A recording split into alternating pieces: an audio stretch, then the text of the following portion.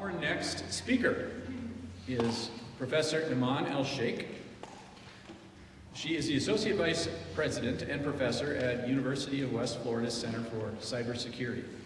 Eman has extensive expertise in 30 years of experience in AI, machine learning, and cybersecurity education, research, and workforce development.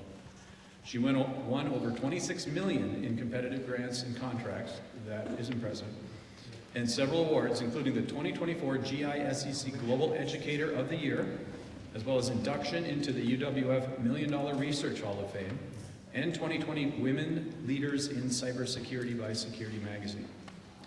Dr. El-Sheikh leads several national initiatives, including the National Cybersecurity Workforce Development Program, Cyber Skills 2 Work, and received numerous grants to enhance cybersecurity education, workforce development, and capacity building. She launched the Cybersecurity for All program to enhance competencies and hands-on skills for evolving cybersecurity work roles. The program was recognized among the 2020 innovations in cybersecurity education. Dr. El-Sheikh has published several books, including Computer and Network Security Essentials by Springer Publishing.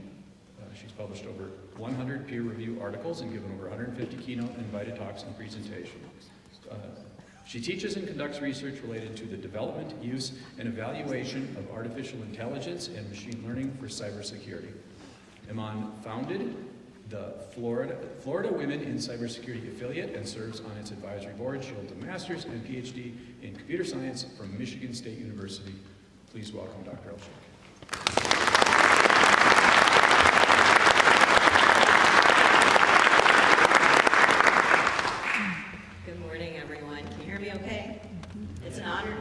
With you today. Thank you so much.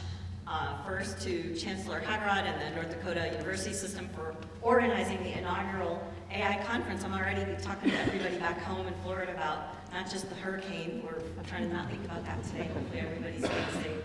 But why don't we have an AI conference? Why don't we bring people together and students and higher ed and our academic industry and government partners to really think about how we can leverage AI and manage the risks and potential benefits of AI. And I loved the earlier presentation by Honorable Judge Baker.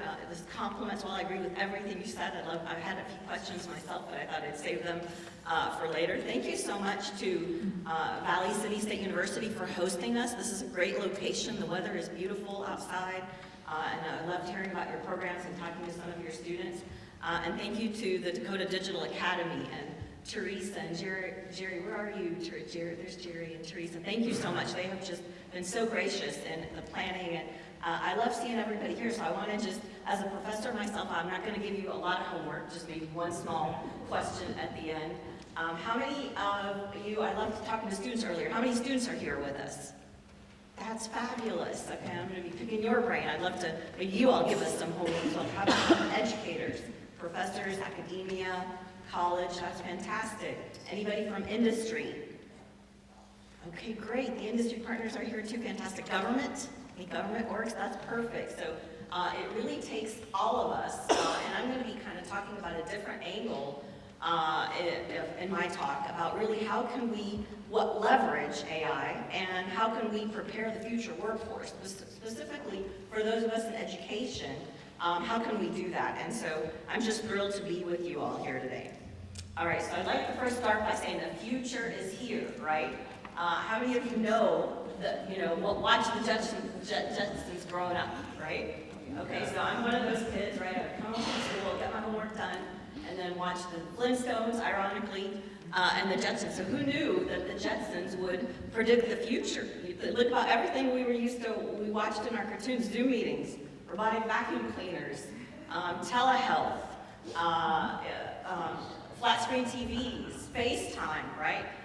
Even airplane cars, right? I know I was reading that the UAE is working on automated airplane taxis to be launched in a few years as well. So there's definitely a lot of this that came true and is continuing to come true. And a little bit about myself and my background and how I got into AI. So as many of the students back there going through college, I was looking for an elective my junior year, and I'm not really a morning person, I'll admit that. I've had like only 2 cups of coffee so far, so I'm working on it.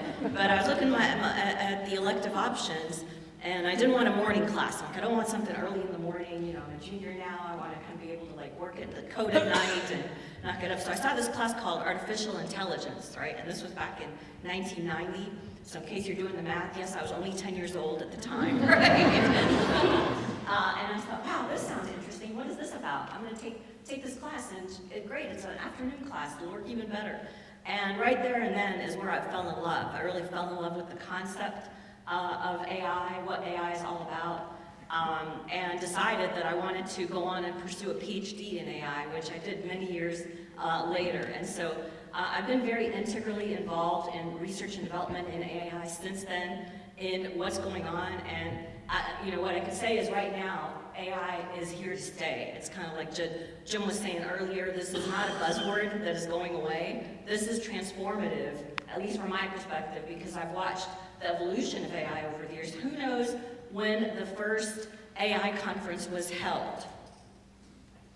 Okay, I mean, who else? How about when the students? I know others, maybe I know a few of you experts are in the room, but anybody want to guess? No? Okay. Yeah, so it was so the term AI was actually coined in 1956. And they can trace back, like, at least the official meeting of AI was in 1956 at Dartmouth. It was a Dartmouth research conference, and brought in some of the pioneers of AI in the field, John McCarthy, Marvin Minsky, just people who have done pioneering work to really launch AI. But so if AI's been around for a very long time, why now, right? Why are we, all of a sudden, everybody across the globe is talking about AI? And I think that can be attributed to a number of reasons. First, AI is very computationally intensive, right? These large language models require a lot of resources to be able to process the data that's needed and generate the answers. And so over the years, we haven't had the computational power and the availability of that computational power in order to do the type of work that the AI algorithms need to do. That's one big reason. Another huge reason why we're talking about AI now is the availability of data. As Judge Baker mentioned earlier, a lot of the methods used by ChatGPT, by large language models, by generative AI, by machine learning, deep learning techniques is very data intensive. And so without the data availability, you really can't do much, even if you have the best algorithms in the world or the most powerful supercomputers in the world. And so over the years, what has happened is that the AI community, along with the computing community, has really opened up and developed AI repositories. They've worked at developing large data sets, big data sets, as we call them, and made those available for research and development use that has driven AI. But third, I think, and the most important reason why we're hearing about AI so much now is the investment AI. That it has moved out of the research field. It started just like the internet in a DARPA lab, a DoD research lab. It has moved out where now countries are investing in AI, not just the big tech sectors, but all over, as you see by some of these statistics, there is kind of a global investment in not only the R&D side of AI, but the integration and adoption of AI. And so that's why I would say that from my perspective, if somebody says AI is a buzzword, if this is a phase, I'm here to tell you that it's not, right? That this is here to stay. And just like when the internet first started, think about those of us who lived pre-internet phases, right? I always sum it up best as saying, think about those years when we thought, oh, the internet's gonna come and go. Who can live without the internet now? I don't see a single hand going up, right? So in a very few short years, AI is going to be even more transformative and dominant than the internet was, right? It is going to be in everything we do individually, as a community, as a family, as an organization, as a nation. It already is. So look at just by next year, it's going to exceed $66 billion, right? This is a field just for generative AI that did not exist, right, a few years ago. This is a very new field, and become a $1.3 trillion market by 2032. 92% of Fortune 500 companies are already using generative AI in some way or another. And 94% of executives think that it's going to help them tremendously, help them be better as organizations, as units, as nations. Another key factor, especially for those of us kind of in higher ed that are working on solving the workforce gap, how do we develop and prepare students who can go out and do their jobs well and invent future R&D, companies are, 25% of them are using AI to address the workforce gap, right? So if they have jobs that are unfilled or jobs that are not done well, they are now starting to leverage AI, which is going to shift the workforce market, and I'll talk a lot about that more coming up as well. Moreover, AI is going to create a lot of new jobs, about 97 million jobs by next year, according to one report, and there's many similar reports. So AI is definitely transformative. It's something to not shy away from, and I think we just got to figure out how to do it well and how to manage the benefits and the risks together. So just a few more kind of things to point out as well is by 2030, that's just a few short 6 years away, AI could drive about a 7% or $7 trillion increase in GDP. So it is going to change the economy for our country. It is changing the global economy, and that's why everybody's paying attention to it. And that's why, for example, we've seen the executive order on AI, the National Risk Management Framework for AI from the US perspective. And on the European side, there's the AI Act. There's a lot of work that's being done to figure out how to best leverage AI, but also how to regulate it. From the workforce perspective, it could impact or replace 300 million jobs in 6 years. Just think about that. 300 million jobs could be lost or changed in a very short amount of time. And a lot of these are low estimates because what we're seeing is kind of really a snowball effect. Look at the number of AI startups, significant increase just in the last few years alone. So if you look at some of the sectors that are kind of susceptible to this, we'll see that like employment or job tasks like office and administrative support. For example, scheduling, writing reports, scheduling meetings, taking meeting notes, all of that we expect to be fully automated. There are AI tools you could use to do those tasks really well right now. But also things like engineering, business, finance, management, agriculture, right? These are all jobs, look at it. So, business and management, 35%, right? These are all sectors that are very susceptible to automation by AI, which means for us as educators, we have to think about how to prepare the workforce, right? How are we going to prepare the workforce for that future AI type of shift in roles? On average, across all sectors, we're expecting about a 25% change in automation over the next 6 years due to AI. So what I would say that is if you're in higher education, if you're responsible for developing programs, developing courses, teaching courses, you have got to think from your perspective, and certainly across our leadership, about how we can enable that AI-ready workforce. Another just kind of key stats to point out as well is that by 2030, we also expect approximately 12 million occupational transitions. So these are people who are going to move from one role to another, or their job responsibilities are going to change due to the nature of AI. And so again, you look at tasks like office support. Those are people who we could then help move into different types of roles, or we could identify what are the knowledge and skills that they will need in order to do their job better in an AI world, right? So it's very important for us to keep that population in mind because there are going to be a lot of people who aren't necessarily traditional college students coming in for a undergraduate or graduate degree. There are people who are already in the workforce who are now having to learn these new knowledge and skills. And there's things that we can do in academia in order to help equip them for the changes that we're expecting. And it's also, surprising. So office support, of course, is on there, but also food services, construction, agriculture, right? Health sciences, right? These are things that where we're seeing the types of AI use is already being successful enough, gaining widespread use and benefits in order that it's going to change the market.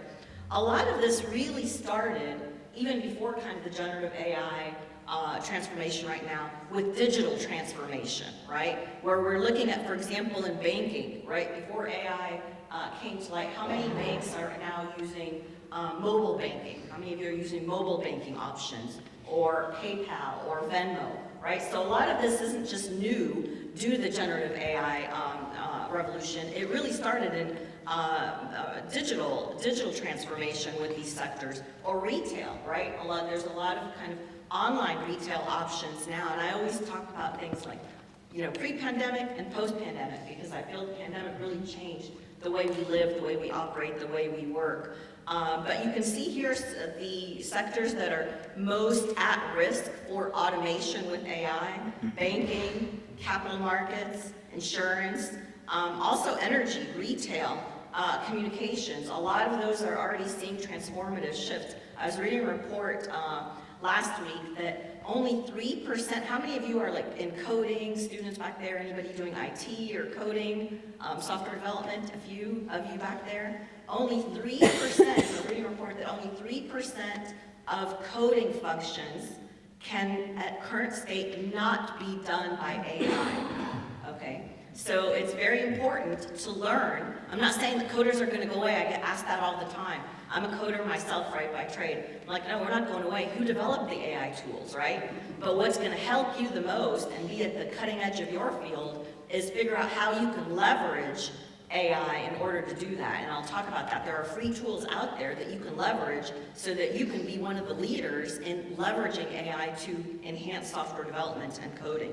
So it's going to create some opportunities, going to eliminate some opportunities, but it's also going to reshape work roles. And some of the things we're doing now is working with our industry partners and our government partners to define those work roles. They're not yet really fully defined. We don't have national standards or best practices, but how do we then be able to create some guidelines for what to include in work roles related to AI across the sector?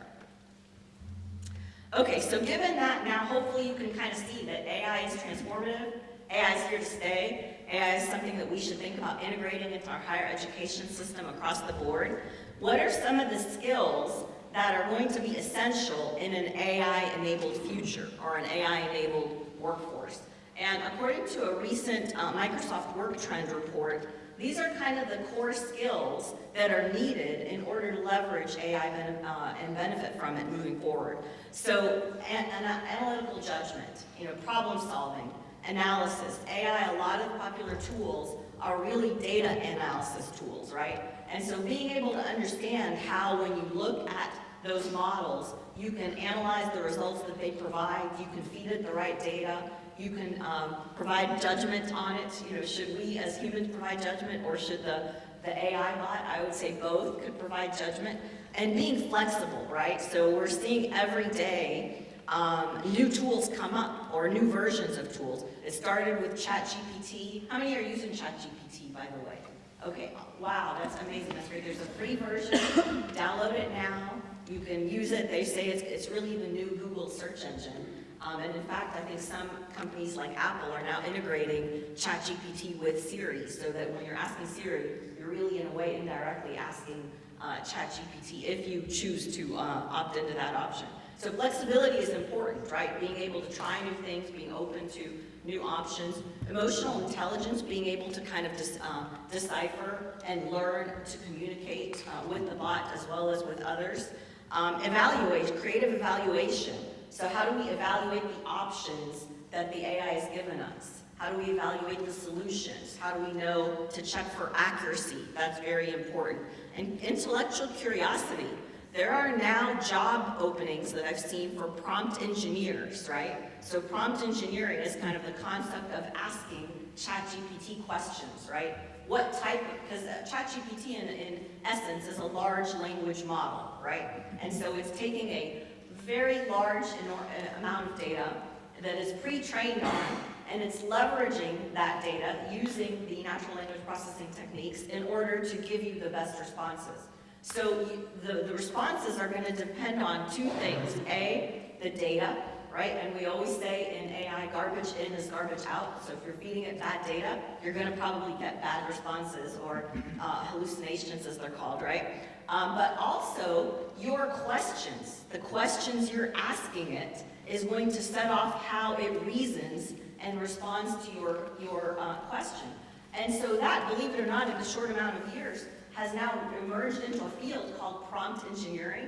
And now there are courses in prompt engineering, there are job roles, work out there in prompt engineering, and that's kind of what intellectual curiosity is about. But really, if you look at these essential skills, it's a lot of what we as educators, one of the things I love the most about what I do is working with students and empowering and enabling them towards their future. A lot of these are what we call the foundational skills, right? Critical thinking, problem solving, analysis, communication.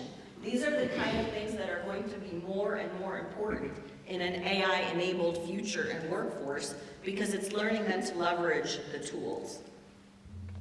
Okay, so then, my talks focused on AI and how to prepare the workforce for an AI-enabled future. How do we do that, right? And if you ask me, of course there's multiple ways, but if you ask me at this point, the best option for all of us would be to infuse AI into everything, right? Infuse AI into everything. Don't be afraid of AI. I talk with folks at my university and they say, we want to remove the AI from all of the computers in the department. And that was a long conversation I had. Why? What does that even mean? And is that even possible, right? Don't shy away from it. It's something that could be very beneficial, is already very beneficial, if used responsibly, right? And so in order to infuse AI into everything, while AI is moving at the speed of light, right, we really need to use an agile, layered approach, right? It's not that everybody needs the same level of, even in my world of cybersecurity, not everybody needs the same level of security training. Everybody, hopefully, at least does some basic cybersecurity awareness education or training, right? How to keep your data safe on your phone, how to keep your data safe on your computer, how to be careful, spot phishing, things like that. But some people, for example, who are doing frontline network security, they need more technical training. Some people who are working classified security operations center, they may need some more training. So everybody's going to need some level of AI education and information, but how much depth, and what content really depends. So I would say that at a minimum, all of us, and I grew up in Michigan and then Wisconsin, so I'm used to the cold weather, but then I moved to Texas, and then I use the word all y'all since then, right? So all y'all, right, all including me, need AI, right? And this is what I call the AI generalist, or the AI-informed human, right? And these are kind of general terms that I've come up with just to help the flow. So AI generalist, or AI-informed human, means everybody, our kids, our parents, our grandparents, our friends, our neighbors, our colleagues, everybody should have some AI knowledge and skills, right? And it doesn't have to be deep, but it could be things, for example, such as understanding what AI is, and thank you for the definition that you shared earlier. Understanding what are the benefits, understanding what are the risks. If I feed my questions into ChatGPT, that now becomes part of their large language model data, right? And so what about the privacy issues associated with that? So understanding the basics of AI is very important and how we got here. But also, just how everybody can leverage AI to enhance their own life, to enhance their family, to enhance their productivity. So think about common tools. There's categories now with generative AI that have emerged. Content generation. That's what, for example, ChatGPT or Google Bard do. Or image generation, like DALL-E 3. Or art, or music generation, right? There are things that could be to our benefit, or meeting notes at Taker, or scheduling. There are tools that we could use. And so I would say to the academic community, think about how you can integrate AI into everything you do. Do you offer K through 12 camps? Integrate AI into your summer camps for high school students and middle school students. They're already hearing about it. They're already using it. Why not teach them the benefits and how to use it responsibly? Integrate AI into community outreach. If you're talking to community groups, organizations, you should think about how we can leverage that platform in order to share the AI message to them, particularly for those who may not have heard about it or had the opportunity. I had the pleasure of yesterday on the flight into Fargo of talking to a retired developer who said, I've done a lot. He said, I'm a tech guru, I've developed a lot of properties, developed a lot of things, and now retired and enjoying life. And he said, what about you? And I said, I'm coming to give a talk about AI. And he said, oh, I'm not familiar with that. So guess what I talked about for the next hour on the plane, right? So think about how you can leverage kind of those platforms or opportunities to really inform, create informational and awareness about AI for the general public, because it's not going away. It's like saying at this point the internet is going away, but I think on a much more larger and much more transformative scale. And then also integrate essential skills for AI, right, into what we do. For example, are there courses that we could integrate or strengthen essential skills such as analysis, problem solving, prompt engineering? Does that play a role? Could that be a module that's embedded into classes? Could that be an assignment, for example? So that would be, I think, in terms of kind of the layered approach, the most general layer is the AI generalist or AI-informed human. The next layer, and I think one thing to note about that is that to me this is just like teaching humans to leverage AI, just like we teach AI about human expertise. I got my start at Michigan State University for my PhD and my master's degree in the Intelligent Systems Lab. And actually former colleague of mine, Dr. Kemba is here today, thank you for being here, where we were focused on expert systems. So, right, what we focused on at the time was how do we develop expertise or expert systems that we can then teach the computers to be smart or intelligent, just like the humans. And now what we've got to do is the opposite as well, right? Teach the humans about AI, right, and how to leverage AI. So I'd say the next layer in the agile kind of layered approach is an AI professional. So beyond just every citizen of the world, every public citizen needing to know about AI, specifically for those going on towards a professional career, those studying in a university or college or technical school, who are then going into career, we need to think about how do we empower them to leverage AI for their own use. And I call this the AI professional or AI-enabled professional. So pretty much everybody, if you are an educator at a college or university in the audience, your homework is to figure out how you can help prepare and graduate an AI-enabled professional. They will become much more valuable professionals, and they will help us not only leverage AI responsible, but build more AI-enabled tools of the future. So these are the people who can then leverage AI to improve not only their own productivity, but use it to enhance their professional life. And I don't care what it is, whether you're studying engineering, law, art, philosophy, management, computer science, psychology, there is a way that AI can enhance what you do as a professional. This summer at the University of West Florida, we launched a new course with the provost support, the AI for everyone, right? That was open to all majors, undergraduate, graduate students, and it focused on the basics of AI, but it also then, as kind of a case study or homework for them, they had to then work specifically on how they can use AI. If I am a business major, what tools exist and how can I leverage AI? If I'm an engineering major, what tools exist, how can I leverage AI?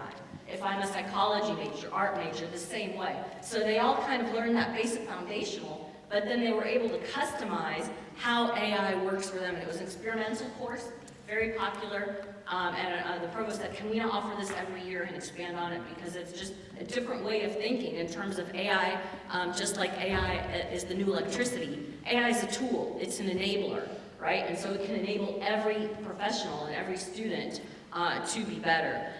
There's some resources there that are great resources if you're not familiar with them. There's an AIforthat.com. It's a great website. It's updated very often. You can find tools to do everything. Just, you name it, there's an AI for that. That's what it's called, right? And most of these are free tools. So those are things I like to bring up. But whether you're doing education, cybersecurity, manufacturing, healthcare, there's an AI. So everybody moving forward should become an AI-enabled professional. That's the second layer. Beyond that, then I think it really goes into the domain-specific kind of preparation. If I'm going to prepare a lawyer versus a psychologist versus an engineer, they're going to need some more in-depth, more specific AI related to that.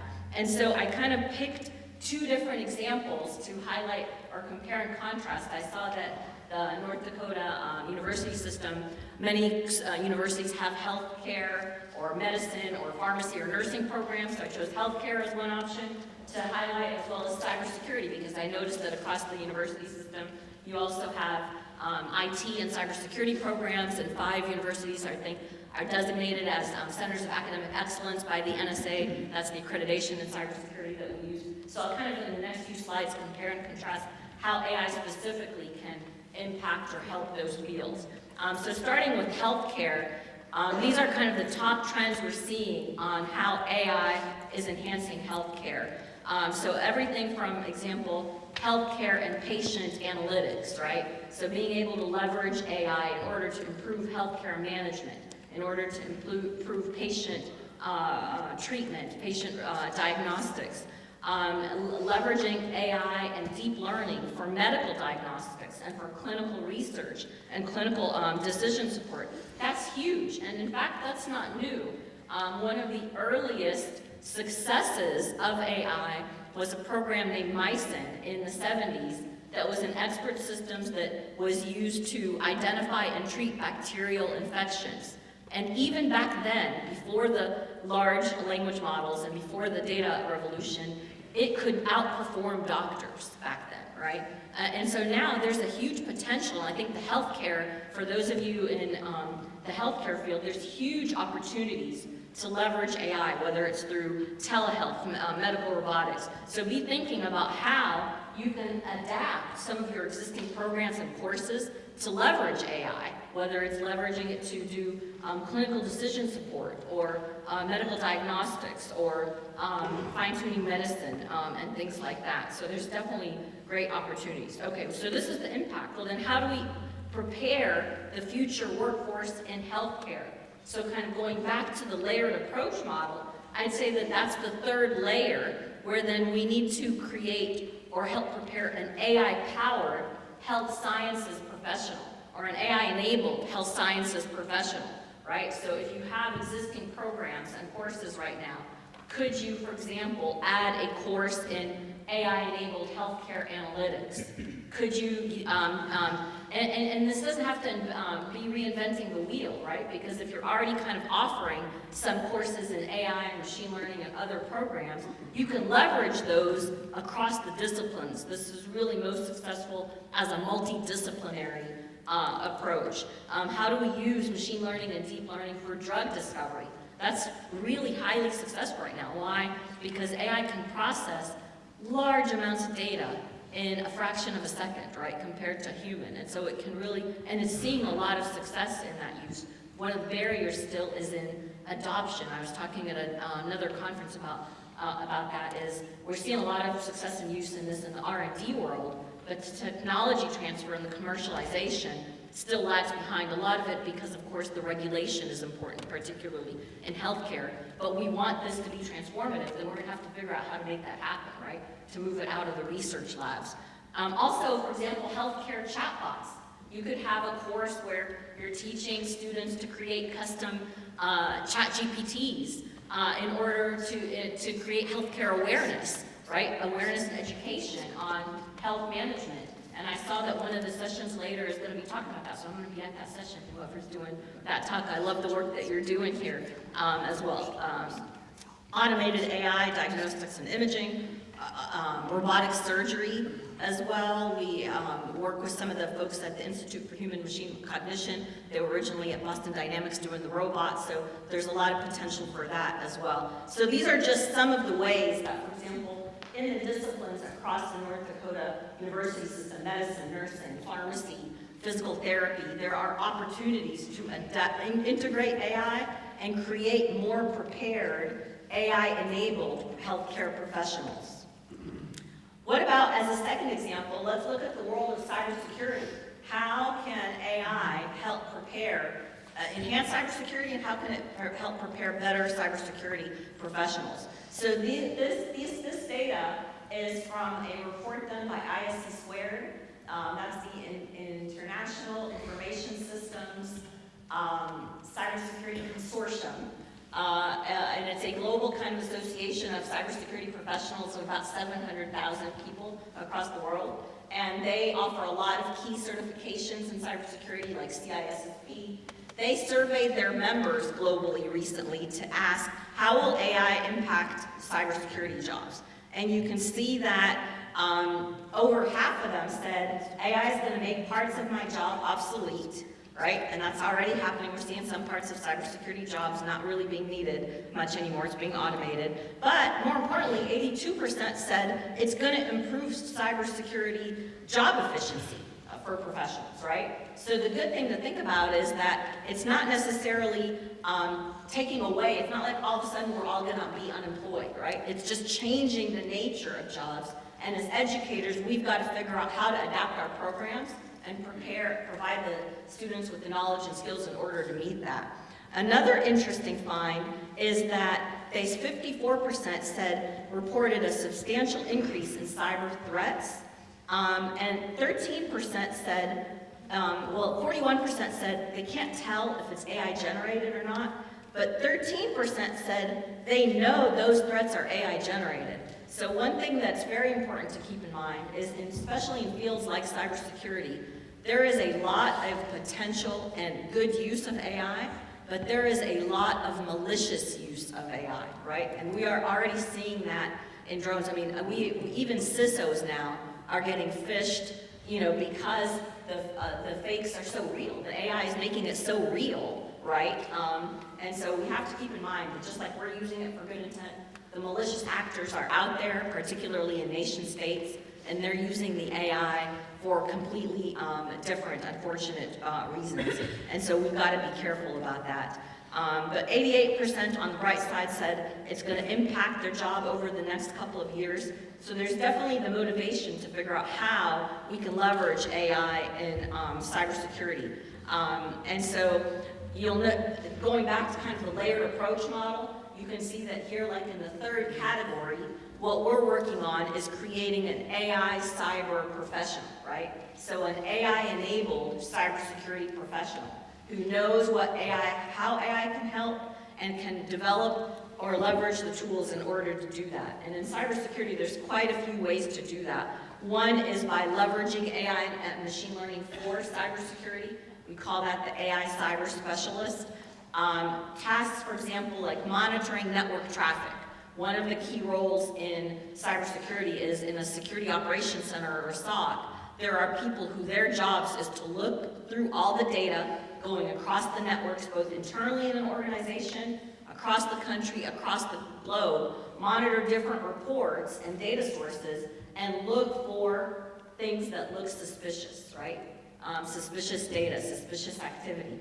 Well, what did we just say earlier, right? The AI can do that much more accurate, much, much quicker. And so those jobs, or those tasks and jobs, are quickly becoming obsolete, right? Because now you can leverage AI tools to monitor your network traffic and look for patterns. They're very good at identifying patterns in data. So not only can they kind of pick up malicious activity, they can kind of pick up the history of it as well. So detecting threats, detecting malware, responding to incidents, although I would argue that you don't want the fully autonomous AI response to incidents. You want the human AI teaming approach, right, just to, again, ensure accuracy. Using machine learning and deep learning to identify anomalies, again, so we always now look for In most cases, for cyber threats, the threat actors are lurking in the networks for at least 6 months prior to an attack, right? So they're trying to learn how everything's being used in a way that then when they, kind of operate, it can be most effective as quickly as possible. And so using AI and machine learning in order to kind of look for patterns, look for behavior patterns, either on networks or in actors, right? That also helps with threat detection and threat prevention. So there's a different ways, and I noticed that across the North Dakota State University system that several schools, I think UND, North Dakota State University, Bismarck State, and Turtle Mountain Community College, and Minot State all have the CAE designation. And so CAE, sorry, I used too many acronyms, there's too many acronyms in the world, but the NSA provides accreditation for higher education in cybersecurity. It's called National Centers of Academic Excellence in Cybersecurity. It's the accredited, it's sort of like accreditation, but it's, in this case, designation, and it's provided by the NSA. It's kind of a rigorous process that universities and colleges go through to get the gold star or the gold standard of their quality of education and programs and faculty. And the NSA has now tasked us, a few of us, they brought around about 12 faculty from across the country to kind of develop standards for AI and cybersecurity. The NSA and NSF did earlier. This started in March, and we now have the draft ready. That's how fast they wanted us to act. So that's an open document. I'd be happy to share it with anyone interested, but it provides kind of a framework for building programs in AI and cybersecurity, and also the knowledge and curricula that's needed for those programs of study, if anybody's interested. So this is something that's going to start pilot in the spring, and then will be open to all colleges and universities the following year if they want to develop those kinds of programs. And so there's really in AI and cyber 2 types, I would argue, of cyber professional. One, the one that I just talked about, is how do we use AI and machine learning to enhance cybersecurity, to make cybersecurity better, easier, more effective, quicker, more accurate, etc. The other one is how to secure AI, right? Because we just talked about how risky it is with the bad actors trying to influence the data. There's data poisoning, there's so many different things they're using in order to kind of make the AI work in detrimental ways, right? And so the federal government, our partners in the federal government are investing a lot of money into secure AI development right now. How do we develop AI software, hardware, embedded systems that are secure so that they are not susceptible to whatever kind of malicious intent or vulnerabilities that exist? So that would be a different professional, a secure AI developer. And they would be the ones who then are using secure AI frameworks and policies to develop systems. They're developing new secure AI tools, and they're adopting standards and frameworks in order to make sure that systems are secure, safe, and trustworthy. There is significant effort across our country right now being poured into this because, of course, you want the systems to be less vulnerable, especially as Judge Baker pointed out in areas like biology, biometrics. I mean, there's just huge risks, or nuclear war, for example, right? So there's huge risks in developing systems, AI systems that are not secure. And so that's why there's a huge thrust in that. Okay, so how can we, as higher education, adapt, right? If you're in here as a student, as a faculty member, as a teacher, what can we do? And I always say, don't reinvent the wheel, right? We've got a lot that we're already doing. We don't need to reinvent the wheel. I'd say, think about first and foremost, what are your strengths at your institution or at your organization? Start there. Know your strengths, know your weaknesses, and start there, because AI is a broad field. You can't do everything, and you certainly can't do everything well. So it helps to start by leveraging your own strengths.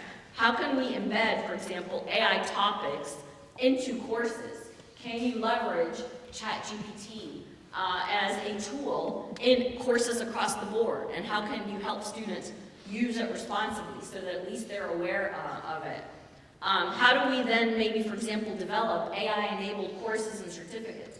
Whether it's a general AI applications course, like I mentioned earlier, for all majors, or whether it's an AI and machine learning for healthcare analytics, or an AI for business management, right? There's different ways, and you could kind of leverage the same core AI knowledge and skills and tools in order to branch out into different domains. How do we develop multidisciplinary AI pathways? AI is really an enabler that's helping to bring everything together, right? So we're seeing how we can, for example, leverage engineering in order to enhance robotics, or how we can leverage policy in order to enhance frameworks and regulation. So it's really important to think about what you can bring together in terms of multidisciplinary pathways instead of creating all out, because it's also changing too quickly, right? So at this point, like the NSF I mentioned earlier said, and you know, we've been working with NSF, Department of Defense, and NSA on this, and they said they have, of course, their internal kind of assessment committees. We cannot yet define AI work roles because they're moving too fast.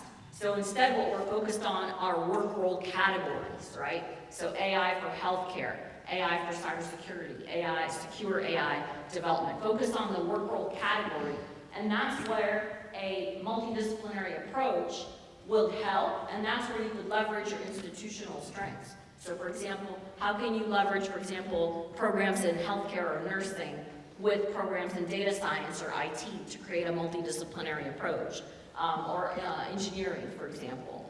And then also key is upskilling and reskilling programs, because remember earlier I mentioned there's going to be 12 million occupational transitions over the next 6 years, and I'd say that's a low estimate. So what about all those people already in the workforce that need some assistance in transitioning to better do their job or to move to a new job? In the intro, thank you for the intro, you mentioned we run the National Cyber Workforce Development Program, which is a program funded by the NSA and CISA that brings in 12 universities across the country.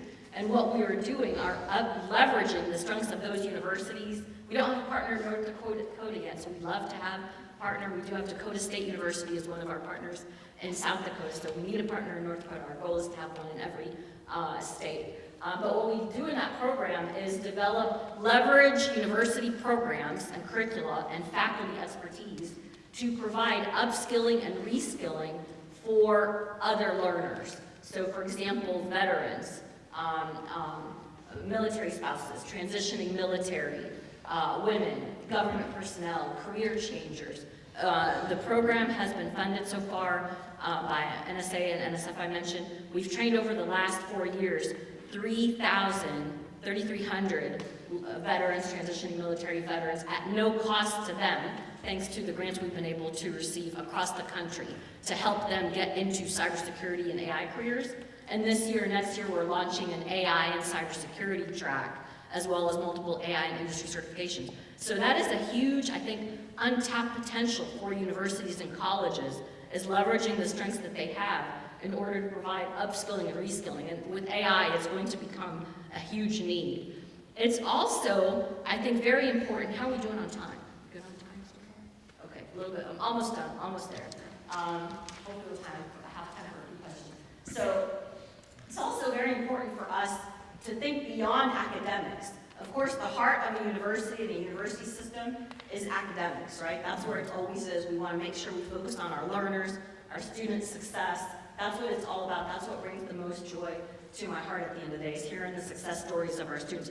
But what else could we be doing as a university to leverage AI? And this is huge, and it has huge impact. I don't know about here in North Dakota, but we also have a state university system in Florida, and we have performance funding metrics. Is there a similar thing here? So a lot of our funding is based on specific metrics that the state university system develops, and we have to tune into those metrics.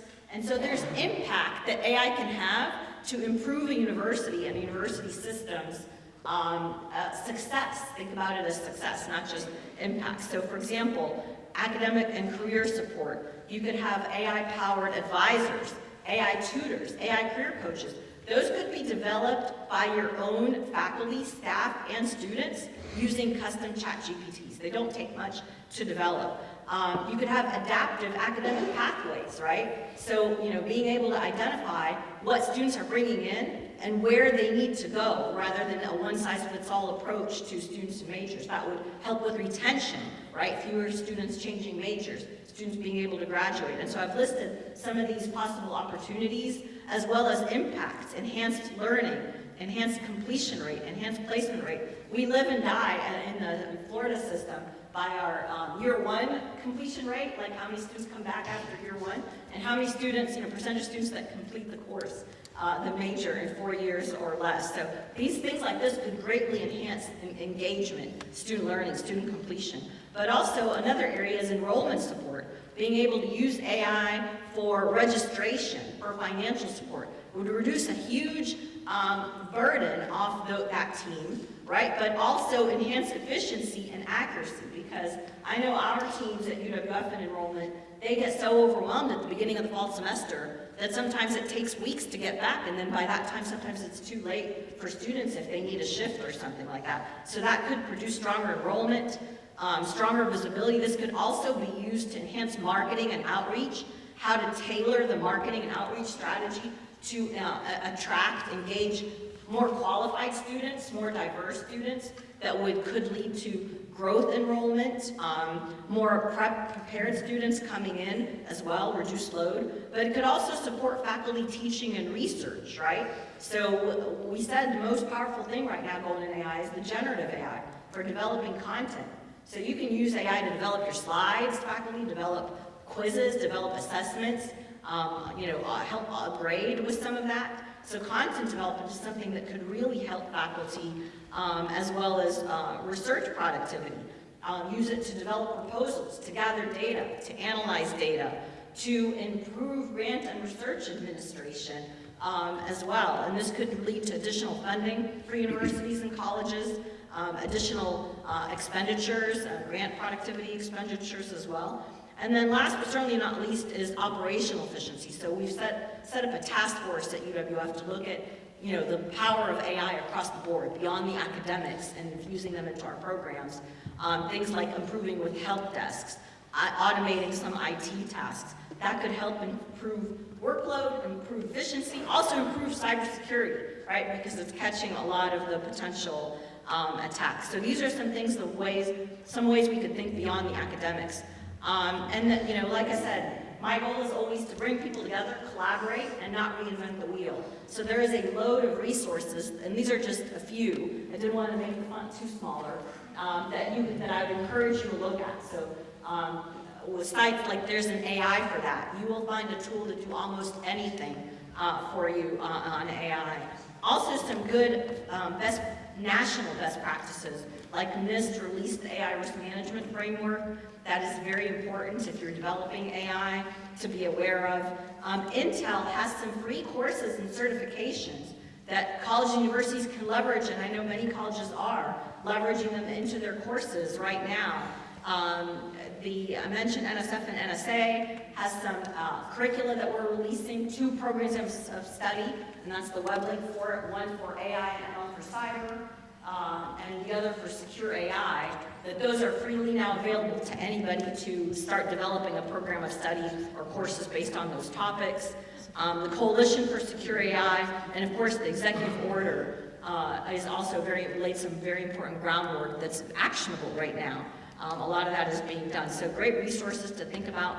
In closing, I'm at the end almost, and hopefully we've got time for questions.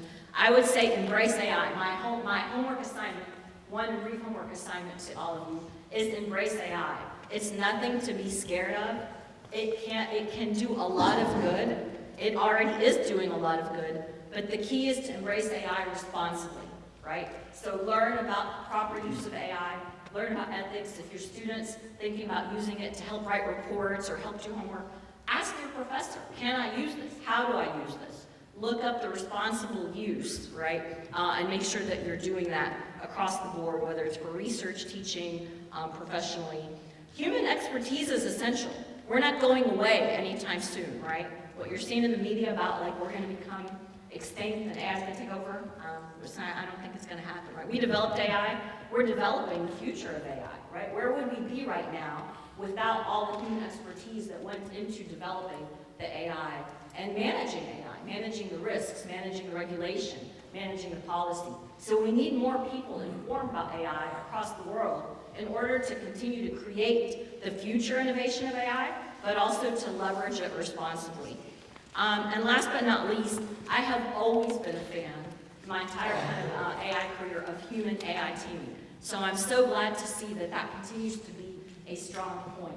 There are very few things, even though we can use AI responsibly for a lot of kind of simpler tasks, really the best use of AI is when it is powered with a human, right, in order to do the most effective work, particularly in crucial areas like defense, healthcare, things like that. And that's all I've got, so we can kind of stop there and share some contact information if anybody would like to follow up later.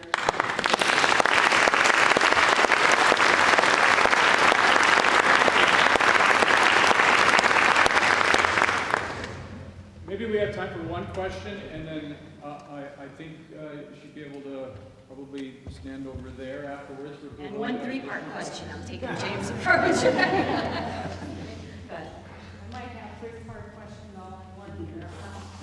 I'm the Economic Development Director for Valley City, Barnes County, and we have a small staff. There's three of us, and all three of us are here, so we closed our office with a nice sign on the door so all of us could learn. So, number one, relative to the partnership that you talked about, needing a partner in North Dakota, I would volunteer Valley City State University as that partner, because I just know from working with them so closely for many years what they are capable of doing, and we would love the opportunity. That's great. So, I would welcome that. So we'll follow back up with President Al, I guess. In terms of a question, are you seeing trends, especially with small businesses, who might need to outsource some of this AI in terms of cybersecurity, that kind of thing, to specialist companies that handle that? And I'm thinking about that in terms of the way technology functions. We don't have a tech person on staff. I have a person in my office who's great at problem solving and can do a lot, but we have to outsource that. So apply that to AI.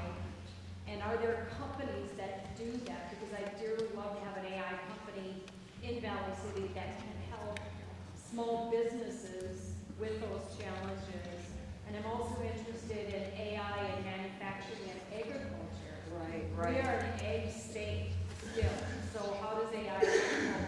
Yeah, well, first, thank you for the volunteer to partner. We'll follow up. I would love to kind of look at that more detailed. And I think those are great questions and very important, because it's certainly going faster than most can handle, and it's not necessarily in our work goals to figure out how to leverage it responsibly, understand it. I think what I would suggest is, look at, if you're looking at, for example, how do companies or small businesses outsource, start by looking at like best practices or like nonprofit organizations, including ones that are federally funded. For example, there's been some that are federally funded as kind of aids or resources, because the worry that I see is, like, I go to, of course, a lot of the academic and research conferences, but I've also tried to go into some of kind of the more industry or vendor-specific AI conferences, and you can't imagine what anybody's calling AI. I mean, it's a little scary to outsource, because everybody's trying to do it. I was at a conference, a global conference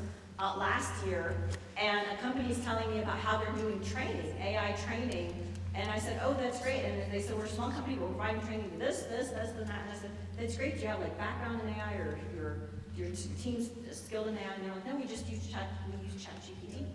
And I said, well, that's very interesting. And it's possible. It's very possible. So I think, like, be cautious. I'd say be very cautious, because everybody, not everybody, but there are some trying to capitalize on the AI, and it's possible, but why pay for it? It's kind of like I tell students, have you looked at scholarships? Have you looked at stipends, right? Why pay for college if you can find opportunities? So I'd say start with those kind of resources that are available first, and if you're going to kind of bring in a vendor or a third party, make sure you understand, ask them how they are doing it. What is their kind of internal process as well, and what is it going to cost in the long run? Because we've tried to really avoid a lot of, that's why we actually launched this National Cyber Workforce Program, is because there are so many companies out there doing cyber training that are charging an arm and a leg. And, you know, I always say, like, I didn't have the opportunity to serve in the military, but this is my way of serving or giving back, is trying to provide free training to our nation's heroes by, like, looking at, like, across UWF and the schools that we have in the coalition. So we've already got the curriculum, we've got the faculty. All we need to do is provide the platform in order then to help prepare veterans, first responders, military spouses. And so in AI, it's kind of the same way. I think we could look at, you know, Teresa was back there, and Jerry, like, maybe the Dakota Digital Academy could start kind of an AI coalition, right? I'm not giving you homework or anything, it's just a suggestion, that where those experts become available to small businesses, for example, or, you know, and help train students as well. So I just heard from Jerry that a command decision was made to push the 12:30 fireside chat to 1. And then everything after that will be pushed to half an hour. So we do have time for another question, possibly 2, and then we'll go to the breakout session and lunch. But the important point to remember is not when the breakout session starts or the lunch starts, is that to be back here by 1.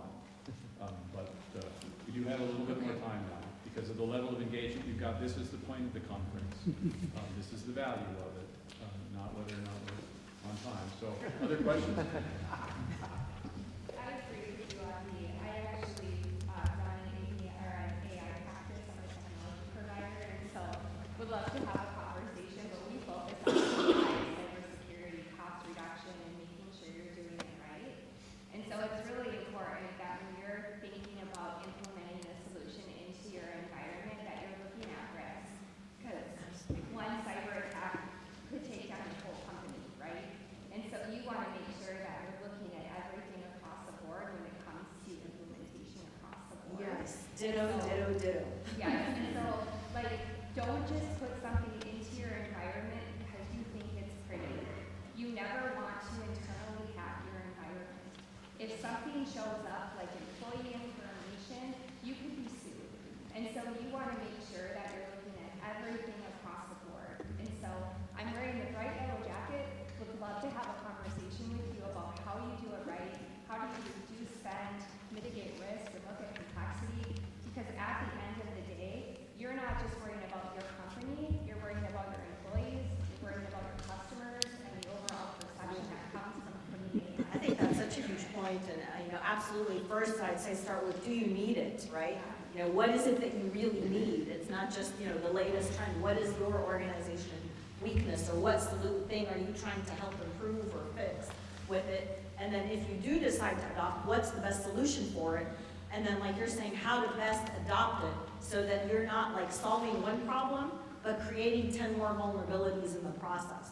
That's the risk of not adopting or implementing AI correctly, is that it opens up so much potential vulnerability. And especially for small businesses, they don't have the wiggle room. I mean, a lot of times, you know, the cost, IBM does a study every year on the cost of a cybersecurity threat to an organization, and the cost to small businesses is fatal.